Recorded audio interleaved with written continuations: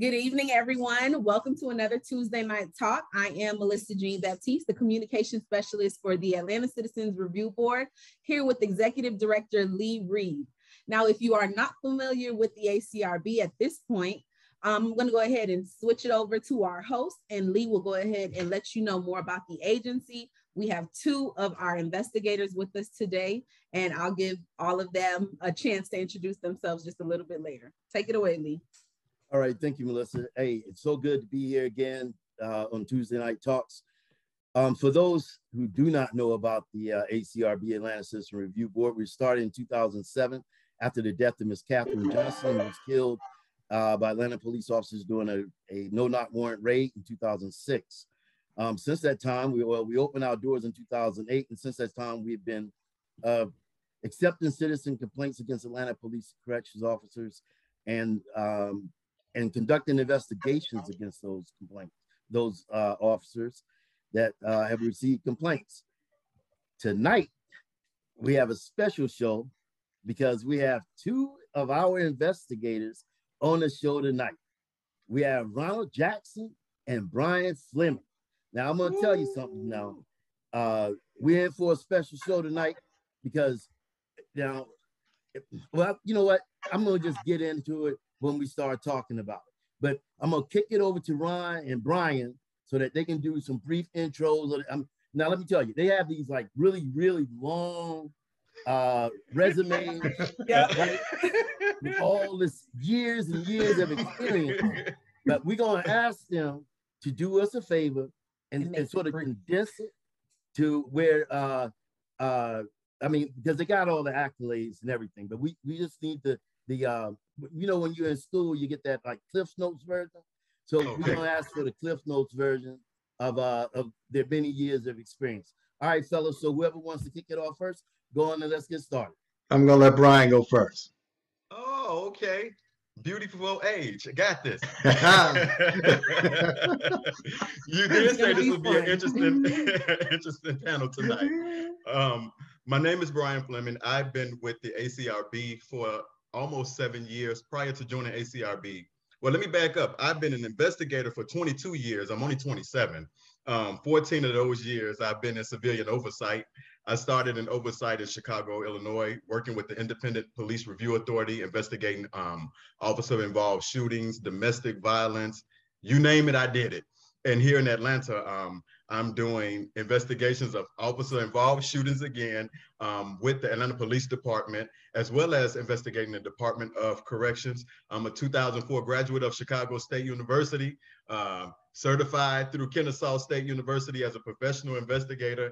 And I am not an officer, but I'm certified as an internal affairs investigator. So I've been around the block a couple of times. I'm here. Ron, your turn.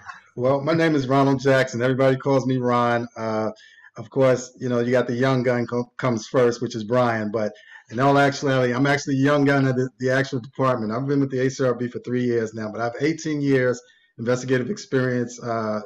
Of the 18 years, 5 years as an adjudicator for the Department of Labor. I actually served 2 years out of that 18 as an administrative hearing officer, which is the equivalent of administrative law judge. That included listening to cases, mediating cases, fact finding, you name it. See, I gave him the Cliff Note, Lee, and I've been doing that. But now I'm with the ACRB, and it's nothing like the ACRB. I love what I'm doing, which includes investigating all type of cases involving officer-involved shootings now. Anything that requires the public assistance in terms of community policing, that's what I do.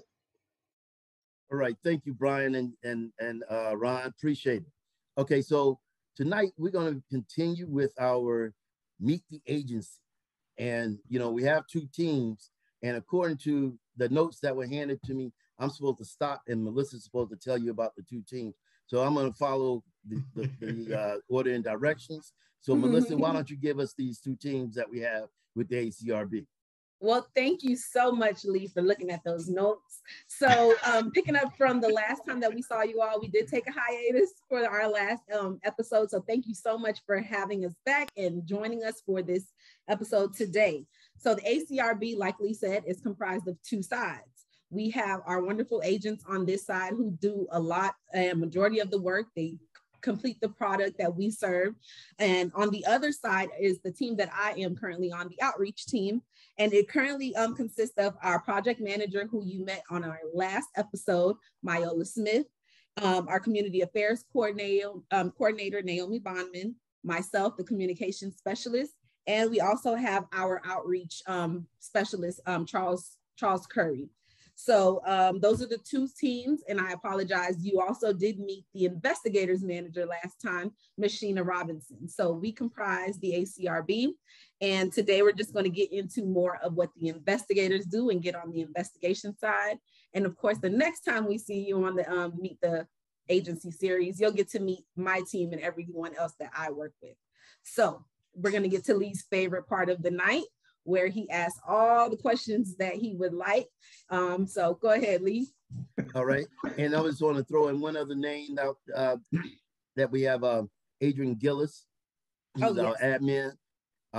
So we pretty much covered everybody who's with the agency. So here's the thing. All right, so we talked about these investigations, right? That you all do. Okay. Now, people think about investigations a number of ways. You know, is it just, you know, taking down some names and phone numbers and pass it along to somebody? Is it, you know, this full-fledged, you know, with the magnifying glass and the hot lamp and all of that kind of stuff type of investigations? I mean, and I want to ask this question as you think about your work and what citizens need to know about our investigations, that will instill confidence in them, that we know what we're doing, we're competent with what we're doing, and it's going to be thorough.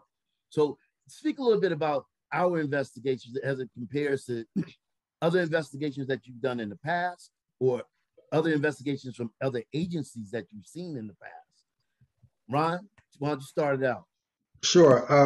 I think what's a little different, well, there's similarities with fact finding across the agencies. I think that's what you see the biggest with the similarities in terms of looking for evidence, in terms of review of documentary evidence. I think what's a little more detailed and what requires a little more meticulous work in terms of what we do with ACRB is this. There's a process of the investigation. We receive the complaints. Every complaint is a legitimate complaint. We don't turn down any complaints. So everyone that comes to our office, their complaint is heard. I think that's atypical with other agencies because not everyone has the list is afforded the opportunity to have the listening ear. But when you come to the ACRB, when you walk through our doors, we don't dismiss any complaint. That's the first thing. We evaluate the complaint. Secondly, after we receive the complaint, we evaluate, see exactly what the complaint is all about. And then there's a preliminary investigation. That investigation can consist of a number of things. It can be abuse of authority, it could be conduct, it can be courtesy, it could be discriminatory language, it can be discriminatory cases, it can be a plethora of things. Well, we address all of those things. And so what that allows us to do is to have a comprehensive understanding on how to meet all the needs of the community. Not only that, but to create a type of lattice so that there's community policing that agrees with law enforcement and law enforcement that agrees with the community. So I think that's what's a little different in terms of what we do. It's a little bit more comprehensive. It entails so much more and is specific to the needs of the community and law enforcement. We tie those things together. Yeah, I have to agree. Thank you, Brian. Yeah, I have to agree with Ron. Everything he said is correct. Based on my experience, the difference is the report writing. I came from an oversight agency where I did the report. It went from myself to the supervisor, from there to the chief, and that was it. When we write reports, we are writing potentially to an audience of about 20 people. If you include the board as well as the APD side, then the citizen as well. So our job, what makes us different from others, is we're writing in a way that is simple. You don't need a college degree to understand our investigations. We take all of this information from the GBI, from APD's ballistics, they do their test, the Fulton County government, and we make it simple for the community so they can understand what it is that exactly that we do. As he said, our investigative process is pretty much the same. It may be a little bit different from here or there as far as where we get the information from, but making that information understandable to everybody. Everybody can understand our investigations and pick it up. You can be a fifth grader and understand the ACRB interview. You know, interview and investigation. I'm sorry, interview and investigation. Okay. You know, one of the things I want to touch on real quick before we continue is that you know, the city of Atlanta is the only investigative agency in the state of Georgia, the only independent investigative agency in the state of Georgia. Yeah. So from time to time, we have people who file complaints that are against officers who are not a part of the Atlanta Police Department or the Atlanta Corrections Department. So when we get those types of complaints, this is for the benefit of those who live outside of Atlanta. What do we do with the complaint when we receive it from someone who live against an officer outside of Atlanta? What do we do about it? Yeah. We take it. One of the things is our supervisor, and I think this is across the board in the agency, we turn nobody away without helping them. If they come to us from Alpharetta or Johns Creek, we will look up that information. This is the person that you need to talk to in Johns Creek. We're going to get them that information that they need to start them on their way, as opposed to saying, we don't handle those officers. Bye. You know, no, we are here to help and serve the community. And so, I agree. Yeah, I agree wholeheartedly with what Brian is saying. And we don't just turn people around. Like I said, everyone that comes in, now we may not handle that specific investigation, but we put you in line. We put you through within a vein so that you can access the agency that does. We went as far as to say, hey, listen, this is the contact number. This is the email address. This is the link. This is who you contact in Fulton County, Gwinnett County. This is the agency. We don't just turn people away. That's right. Now, one thing we won't do is give you any type of legal advice. We are not lawyers. And we tell people, we cannot give you legal advice. We cannot, we don't touch that. Disclaimer, yes. Yes, we don't do that. We would tell you who you need to go to complain, but we are not lawyers. We don't deal on that. Yes. You know, I was on a panel a few weeks ago, and somebody was asking about the investigators. You know, what makes a good ACRB investigator? You know, what would you say makes you, or what qualities should an investigator have, particularly an ACRB investigator, because we take the cream of the crop. So what makes a good investigator, a great investigator in your guys' minds? Well, Brian, I guess I'll give you a break, Brian. I'll go first with this one. In my mind, I think one of the first things that matters in terms of ACRB investigator is integrity. I mean, I have to say that first, because you have to be to the point whereas you're willing to be subjective and you're fact finding. And that's the second thing. You have to have the energy, the passion, the understanding to look for the evidences. You can't, you know, there used to be a time that, you know, there was a guy that he would go to a restaurant and he would wait for the young ladies to come to him. Well, I don't think that's a good ACRB investigator. I think the ACRB investigator should be the one to go out and get the young ladies. They should be willing to go out and discover what exactly is there that they don't see as you unravel the onion. I think that's important in your fact finding, and the evidence remain neutral, remain objective to the point where you're not bringing your opinionated background to it, and you say, hey, listen, let me see exactly what this picture is painting, and present that as it is. Right. Everything Ron said, you have to be, I oftentimes joke in the office, you got to be nosy. If you're not a nosy person, you won't be a good investigator. I'm just going to say it, because you always have to be able to ask why, and then to be able to address that why. Why did he arrest me? This is why he arrested you, according to the law. You know, you got to be able to explain why, you know, but you got to be able to always ask questions. If you don't ask questions, and the right questions, you won't be a good investigator. But specifically with the ACRB, everything that Ron said, and just being able to have that integrity and be able to ask those hard questions, because every investigation is different. being able to understand, sometimes you may get a person, they may be everywhere. And you got to be able to pick out what are the issues in this person's complaint and what falls in our purview. And then be able to tell that person, hey, this is what we can do. This is what we can't do. So you got to be, again, you got to be able to be nosy and ask why and discern this is this and this, you know, and be able to relate it is what I'm trying to say. Be relatable, you know, and when I say relatable, you know, understand what they are saying, but being able to communicate with them. This is what we can do, and this is what we can't do. Okay, thanks. Okay, so, you know, some people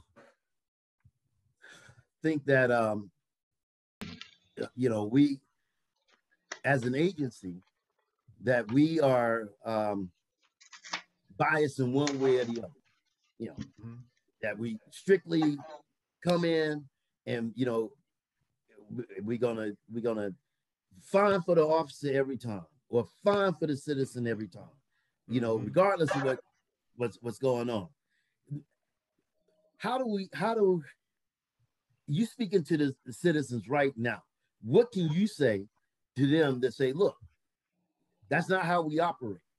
You know, what in your process of investigating, and you guys touched on this a little bit already.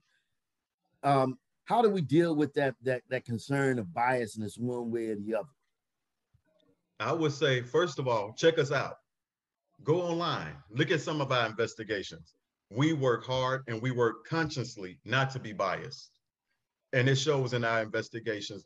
To my knowledge, I have not seen, even in 2020, when there was a lot of looting and rioting, that anybody had a problem with the ACRB's investigations, because we work consciously not to be biased. I've had officers in my experience to say, I think ACRB is going to be biased. And I say, well, I tell you what, once we finish the investigation, go back and look at it and call me. If it's biased, I'll let my supervisor know, my director know.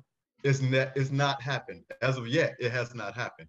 We work consciously not to be biased. And when you look at our investigations, we try our best not to interject ourselves, our opinions, and none of that in our investigations. We're looking at the facts and we are answering that question of why, what happened and why it happened. Look, check us out. That's what I would tell the public. Check us out. Go on our website, search around, click, read our investigations. If you find something that you think that was biased, call us, because we work hard at not being like that. So, Brian, you saying that a citizen can request an ACRB file? If it's their file, they can request there. If they have a complaint with us, yes. If once that investigation is finished and you say, I want to know what Investigator Fleming did, because I'm just not happy. You know, this is just hypothetical. I'm not happy with the outcome of this investigation. Do an open records request. We will honor that request, and you can sit down and you can look through what happened during your investigation. Okay. Excuse me. Okay, so here's something.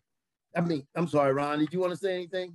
Well, I think Brian said it, and you know, but I want to understand. Go ahead, Melissa.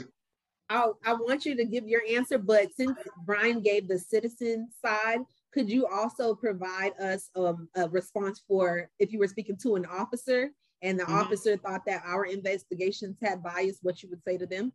Wow. Same thing. Contact us. Let us know. I want to look at that file, dude. Send us an email with your case number. We're going to go through that file and get you that information. And if that officer, and I don't want to speak for my director, but I think I'm speaking for him anyway. If you feel there's something that we did not do, something that we missed, bring it to our attention. And we have process and procedures in place where we will reopen the case. But the same thing applies to an officer. If you want to know what happened during your investigation, how did you get to this point? We have that for you. And incidentally, one of the good things about the ACRB is we have a final report and exhibits. So if you don't want to go through the whole file, you have this report and all of the information that entails how we got to the board reached their conclusion. You know, and I would go ahead. I'm sorry, Brian, continue. Okay, and sometimes the board may say we agree with the investigators, sometimes they don't, but you will understand how we got to where we got to. in the investigative process of your findings, in the findings of your investigation. And Brian's dead on point, man. Brian, you know, I'm so proud of you. You know, you're making me feel good. Wait. Let me interject. We have a very serious job, very serious job, but we have fun while we're doing our job. Brian's making me want to take off my tie. Listen. The reality, I like to speak to from the officer perspective, because let's be real. I mean, let's be serious, Lee. From the officer perspective, that can be an immediate perception that you're biased. You're gonna flow with what they said. You know, you're gonna go with right along with them. You look like them. You talk like them. You're a civilian. You're not enforcement. So of course you're gonna look at the way they look at. Mm-hmm. The reality is, the first thing I would do is, from a real perspective, is I would look at the platform that they speak from. Ask the question, why do you feel as if I'm going to be biased? And then after they explain their answer, then we can just tell them, hey, listen, we're working for the same goals of maintaining professionalism, maintaining integrity, trying to improve public safety by developing public trust. How many officers wouldn't want public trust when they're out there riding around in their vehicles? Well, my goal, our goal, is to make sure that we operate from the same platform so that officers understand that we have the same like interests, and citizens and civilians understand that we have the same like interests also. So if we speak from those platforms, now if you're saying that I'm biased because I'm not working towards professionalism, you're saying that I'm biased because I'm working towards professionalism, because I'm working towards integrity, because I'm working towards community policing. If you're saying that I'm biased about that, then you may be right, because that should be the common goal. So that's where I would leave it at. Yeah, and I tell people all the time, new investigators that come in, check your ego at the door, because you're not on a witch hunt. You're not here to get an officer. And then at the same time, you're not here to say, I'm here for the public. You're here on the side of truth to find out what actually happened. And did this officer act in accordance with the way they were trained and in accordance with the law? And I'm just going to be real. We've had people come in lie on both sides. I've had, in my career, officers lied. I've had civilians lie. Now we have body-worn cameras. So that adds a different element to our investigations as well. You know, but it does not change. Our job is to walk that thin line of, I have no interest in this case, but I have to find out what happened. And sometimes we may not find out everything that happened, but get as close to the truth as possible. And it's no secret. Even as an investigator, sometimes you're tasked to speak for the dead. Right. We have shootings where they're dead and they can't talk. So I have to find out what happened as much as I can. I'm not for the officer. I'm not for the person. This is what happened, and this is why what happened happened. As best as we have, based on this is our analysis based on the evidence. So you have to check those egos at the door. As an investigator, I guess that's kind of going back into your previous question. What makes a good investigator? You got to be able to be objective. And when you find yourself and getting to the point where you can't be objective, step away from the case or reassign that case to somebody else. Okay, thank you. Okay, so check it out. We have the investigation going, right? Mm-hmm. Citizen officers like, oh man, I got this interview. I don't know what to do about it. What advice can you give to citizens and officers in preparing to come to their interview with you, with an investigator? You know what I mean? What should they be thinking about? What should they know about, or whatever, to come and sit down and have that conversation? Well, Lee, that's when you speak from a citizen standpoint. You know, you want to make sure that your citizens feel as if they're engaged. We literally want citizens to understand. Hey, listen, we want you to be a part of your process. We want you to differentiate how you think your policing should look and how it should not look. If you look at policing in Atlanta, it may look different, say, from policing in Chicago or New York. Those things may look entirely different.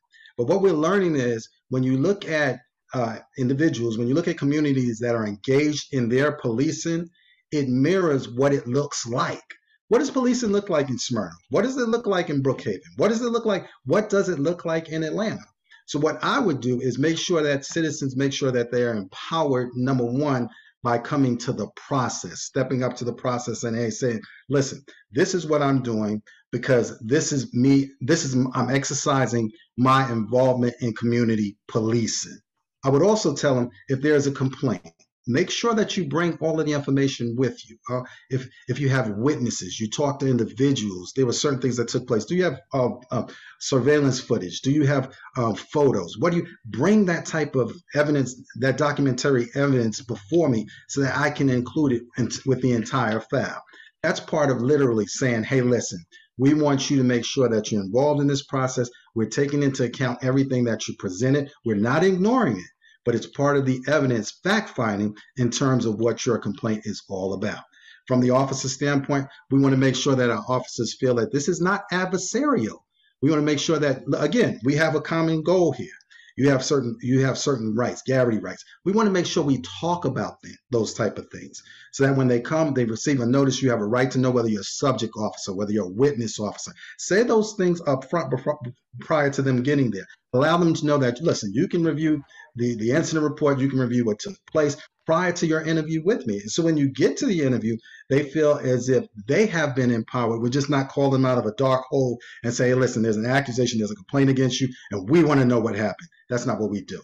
We make sure that everyone feel as if we're on the same platform so that as we look at the evidences, you feel empowered from the citizen standpoint, and you feel as if it's not adversarial from the law enforcement standpoint, and you have a perspective so that you can show your vantage point. You can show, listen, this is the lens that I look through. The citizens look through certain lenses, officers look through certain lenses. We want to make sure that they have the ability to look through their lenses and share that when they come to us. Yes, I agree. That's you said everything well. I will add to that. One of the things I try to do is make the citizen and the officer relax. In my experience, I've had both come in and they're shaking because they don't know what to expect. It's like some people feel like I'm giving a deposition. You might take my house, my car. We're not doing any of that. I want you to feel relaxed. And then I tell the person, tell me the truth. If it's something that you don't know, just tell me, I don't know. But I want you to feel at home and relax and just in your recounting of what actually happened. With me, the way I take my statements with officers and with citizens, I tell them, I'm going to start off asking the boring stuff, your name, your age, sex, race, date of birth. Then from there, I'll say, I'm going to read off what you alleging. When it comes to the citizen, you allege that the officer did this, this, and this on this date and time and location. Tell me what happened, and tell me what happened in chronological order. That helps me out, because if you're everywhere, does make it harder for the investigator, and people who listen to it to understand what you're talking about. When it comes to the officer, I tell them the same thing. Relax, talk to me, tell me what happened. And as Ron said, you have your notes. Sometimes they've done reports, sometimes they haven't. Tell me what you remember. And if you don't remember something, just say it. I don't remember, And sometimes I might say why you don't remember, but just being open and honest is what I'm saying. Relax, open, honest, and straightforward. And that alone will help the investigation go much faster, in my opinion. Two things that you both said. Okay, so one, somebody mentioned when they listen to it later. So you're saying that these interviews are recorded? Yes, they are recorded interviews. Okay. And transcriptions are done. The interview. And so the second thing is, you mentioned notes when you talked about the reporters, the officers' reports, if they did or didn't do a report, depending on the incident. So if a citizen has an incident, do you think it's a good practice for them maybe to jot down some notes or something like that, if they're able to help them remember what happened when they come to speak to you? Yes, absolutely. Yes, absolutely. Okay. Yes. Okay. I mean, things are happening so fast out there, Lee. Why wouldn't you? I mean, we don't work from a standpoint that we want people to be crippled in terms of their perspective. We want them to be empowered. We want them to know exactly, what is, if you can't recall it, mentally, look at what you wrote down or what you witnessed. That's going to help exactly in what we're doing. Absolutely. Okay. And then earlier we had mentioned you guys were talking, and you mentioned body-worn cameras. Yes. From the investigator standpoint, how have the body-worn cameras impacted your work? I mean, now granted, the cameras, they don't capture everything. Mm-hmm. You know what I'm saying? So I know that you can't just look at a camera and say, okay, I know everything that happened and I'm done. So I mean, how has body-worn cameras impacted your work? Honestly, it's made our work longer. It's more effective and efficient when it comes overall. We have that, we could see what actually happened, but it's hours. One body-worn video may be an hour. Well, hour in length, but when you're an investigator and you're clicking through to see what actually happened, it could take you 3-4 hours to get through that 1 hour. When you say clicking through, you're not like fast forwarding and stuff, right? Oh, no. I'll watch it, and then I'm clicking. I'm slowing it down. No. Okay. I was just wondering. No, Lee, it's not Netflix, man. It's not a bad movie on Netflix. We literally have to look at it. We have to slow it down. We have to rewind. Because the interesting thing with the BWC, and that's just one component. That's just the BWC. For instance, you may have a BWC and it's showing a certain angle. And like you said earlier, it's not going to show you depth. It's not going to show you distance. It's not going to show you the peripheral. But it's one component that you're looking at. You may have an officer that withdraws his weapon and it looks from the BWC as if the weapon is being pointed directly at the civilian.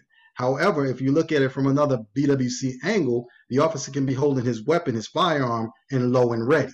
So just in terms of the BWC itself, that's just one component of it that we look at, we study to make sure we see what they're witnessing, and that you have to look at that with every other BWC, every other form of surveillance, also the perspective of what the officer is saying. So we take all those things into consideration.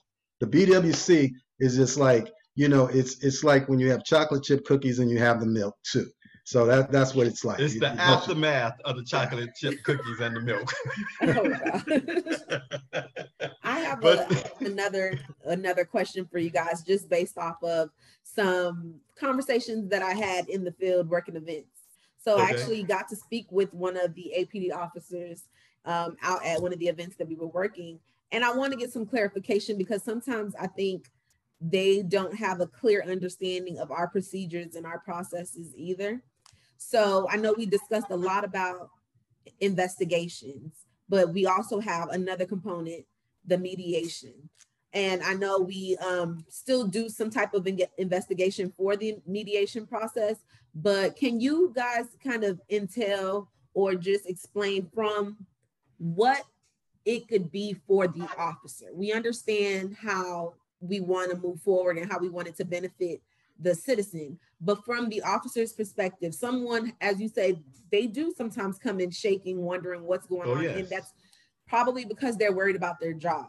So something like, with mediation, is there still that worry? I mean, you shouldn't do anything bad to get investigated, but if something happened, a misunderstanding, and now you have a mediation on your hands and you've been summoned by the ACRB, how does the investigation work in moving forward to them, like their jacket? I think that was the term that was used. Are there any bad asterisks or anything that are added to them for mediation that would not look favorable? One of the things you got to remember as the investigators, we don't have any part in the mediation. We let our mediators, we have mediators who paid through the department to deal with that.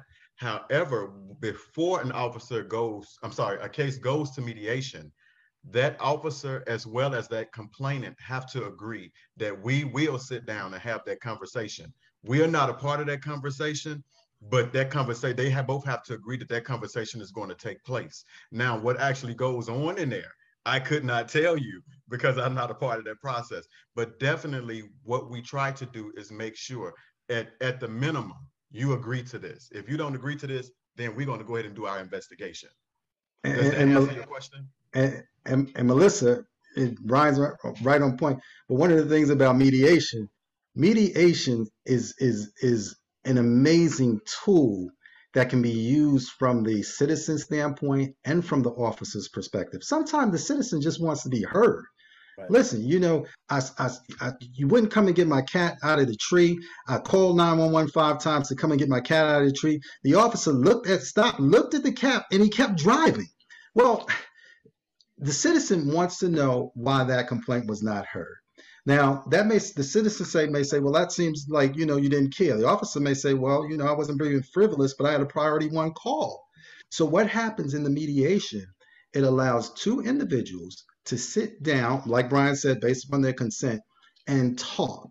The beautiful part of, like you asked specifically in regards to officers, because they don't know. The beautiful part about mediation is when they talk and they sit down, it may not come down to a total agreement in the eyes of the arbitrator, but guess what? They've had the opportunity to sit down, talk, let their voices be heard, and this is what happens. There's nothing adversarial that goes against the officer as a result of that mediation. Can you repeat that? Brian, repeat it for me. There's nothing adversarial. Not unless something comes out.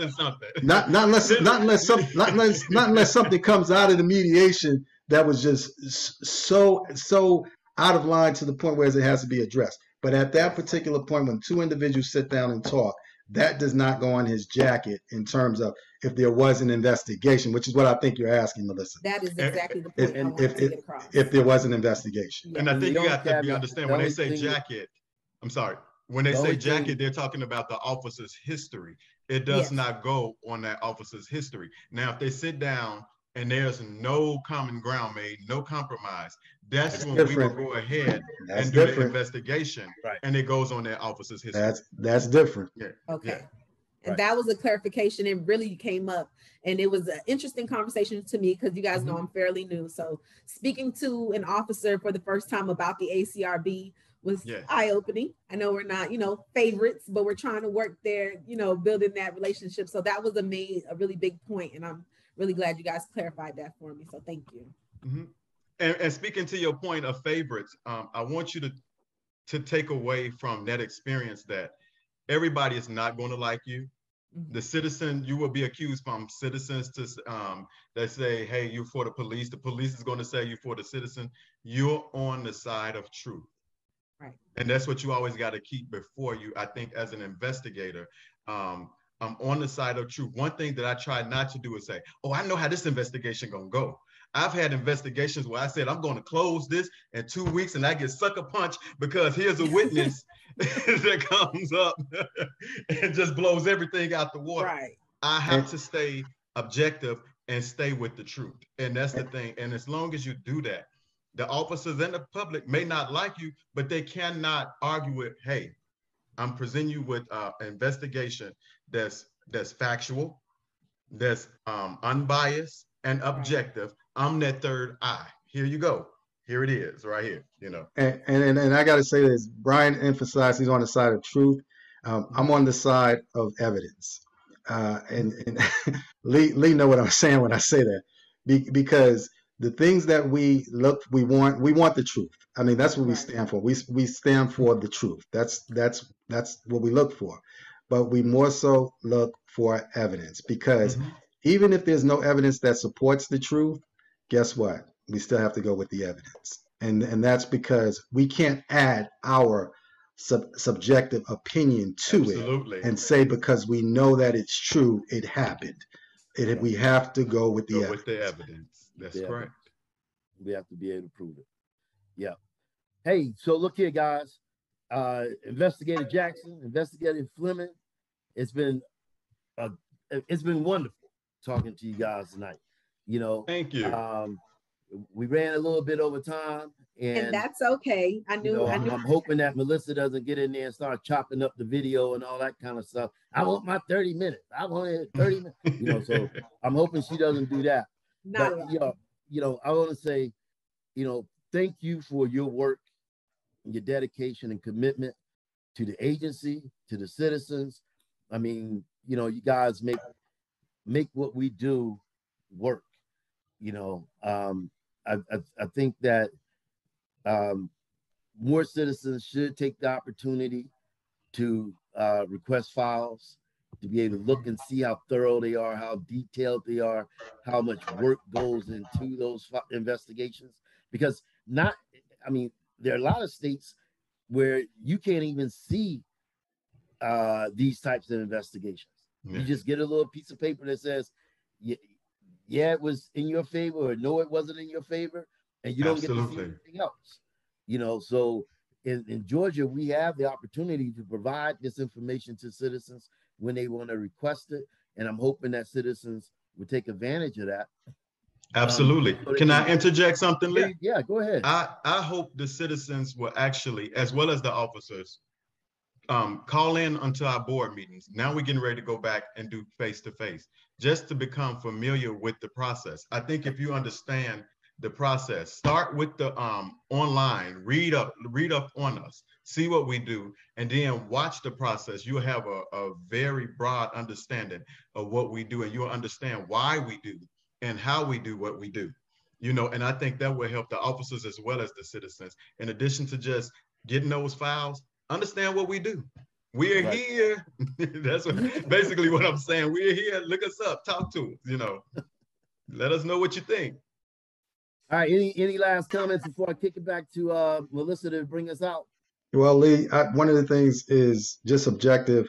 You know, one of the things that we really hope, well, I hope for, I know, and Brian's pretty much on the same platform, and that's that there's some way that we could have police that they really feel connected to our neighborhoods. We can establish some way that we have civilians that are really connected to police. I know in New York, we had the PALS League. You know, you had a lot of fun, you know, boxing with police officers, playing basketball with police officers. If you do that, if you have that in type of involvement, then you may see less resistance. People will say, you know, I don't, and they use glorious expletives. They don't do certain things with the police. And police, I've heard police say, I just wish that I could go into that neighborhood and they see things the way I see it. And so if there's any way that we could do that, then perhaps we never have to revisit the dreadful occurrence of what's occurred in 2007 with Miss Johnson. And you and that's a major point. And I'll shut up after this. But as an investigator, that's what we are tasked to do every day, putting ourselves in the officer's shoes as well as with the citizen or complainant's shoes. Every case, you have to put yourself in both set of shoes. That's part of the process of being objective. And I wish they would just come to our meetings, go online, call us. We are here. I'm eager to talk to somebody. Thank you all so much. At the end of the day, though, I do want to say this. All that, at the end of the day, when stuff happens in the community, citizens want to know that somebody's going to be held accountable for the actions that occur. Now, you know, we can build all the centers we want to. We can play all the basketball games and throw football and do all of that kind of stuff. But when something happens in the community and nobody's held accountable for it, when they violated policy and it's proven, all that goes out the window. It's true. You know, so it takes both. Mm-hmm. It takes both in order to build this trust and understanding between officers and the community. You have to have that accountability, and not just accountability on officers, but also accountability from citizens. You know, and that's where we fit in. And in our next show, we're going to talk about what we do as an agency to help build this trust and increase these bridges of understanding. When we talk to our outstanding community outreach team, you know, they're in the forefront of trying to build that trust and increase that understanding that citizens have about policing, and we're working on, continuing to build that understanding with the police department officers. All right, Melissa, go on and do your thing. Bring us on out. Thank you, Investigator Ronald Jackson and Brian Fleming, for joining us tonight on the podcast. And thank you so much to our attendees that joined as well. If you have any questions or you know someone that may need to file a complaint with the ACRB, please send us a message at acrbgov.org or give us a call at 404-865-8622. We are on all social platforms, so you can look us up, Atlanta Citizens Review Board. On Twitter, we are ATLCRB. And on Instagram, you can also find us at ATL Citizen Review Board. So thank you all so much for tuning in tonight. We will see you all in another 2 weeks on Tuesday at 6 p.m. Good night. Thank you, guys. All right.